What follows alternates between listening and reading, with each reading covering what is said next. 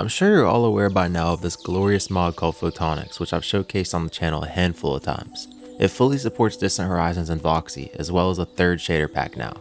And what's so dope about Photonics is for the packs it doesn't support, you can still run them just fine with the mod enabled. It obviously won't change any of the lighting effects or even run, so to speak, but it's cool to see it doesn't interfere at all with shaders it doesn't support. So how do you install this glorious mod? I've been swamped with this question a lot. It's a lot easier than you think. I want to start off by saying you should not install the current Discord version of this mod, which at the time of making this video is 0.3.1, so it might get fixed in the future. Download the moderate version instead, since there's an issue with the Discord version that does not allow it to work with the Eclipse shaders. Next, install the shaders. Head to the link on the GitHub page for each shader. I've included them in the description of this video.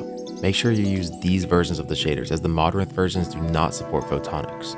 If you're going to go with Eclipse, make sure to follow this quick step to ensure you maximize your performance. You see, by default, Eclipse enables its shader graphs, even when it's not in use.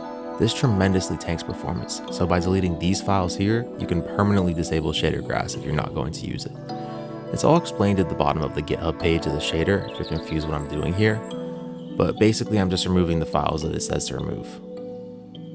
Alright, well now on to the gameplay. What do I think of this combination? Honestly, it's probably the best I've seen Minecraft look to date. And I know I keep saying this, but it seems like every time I review a new shader or even shader engine, and I've done quite a few of those, they just keep getting better. Eclipse with full ray tracing looks so unbelievably good. I was actually immersed for a couple hours before even making this video, lost in how cool this combo looks and feels. The only issue I've noticed with this mod so far is when using it with the Eclipse shader is this weird water glitch.